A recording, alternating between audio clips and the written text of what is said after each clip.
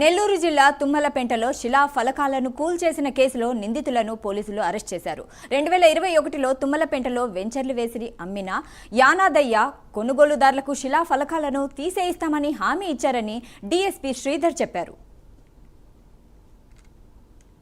9వ తేదీ ఈ నెల 9వ తేదీ సాయంత్రం 6:30 గంటల టైంలో పామంజి యానాదయ్య కోడూరు జగరాయలను అరెస్ట్ చేసి వాళ్ళని ఇప్పుడు రిమాండ్ పంపడం జరుగుతుంది.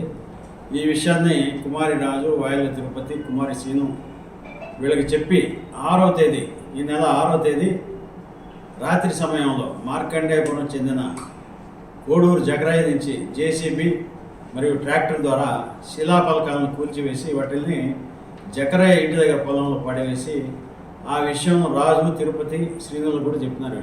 ఈ శిలాఫలకాల ధ్వంసం వారి మీదకి రాకుండా ఉండడానికి ప్రజలను తప్పుదోవ పట్టించాలని ఈ ఉద్దేశంతో 8/8/25న వైఎస్ఆర్సీపీ పార్టీకి చెందిన కుమారి సీను, కుమారి రాజు, కొల్లు ఏడుకొండలు మరికొంతమంది కలిసి శిలాఫలకాలను ధ్వంసం చేసిన ప్రదేశంలో కూటమి ప్రభుత్వం ధ్వంసం చేసిందని మాట్లాడి ఆ వీడియోను రాజకీయ పార్టీల మధ్య విద్వేషాలు రెచ్చగొట్టే విధంగా గ్రూపుల్లో పెట్టారు. సోషల్ మీడియా పగలగొట్టింది వీళ్ళు.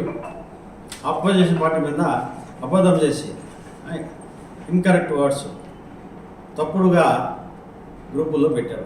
9వ తేదీ ఈ నెల 9వ తేదీ సాయంత్రం 6:30 గంటల టైం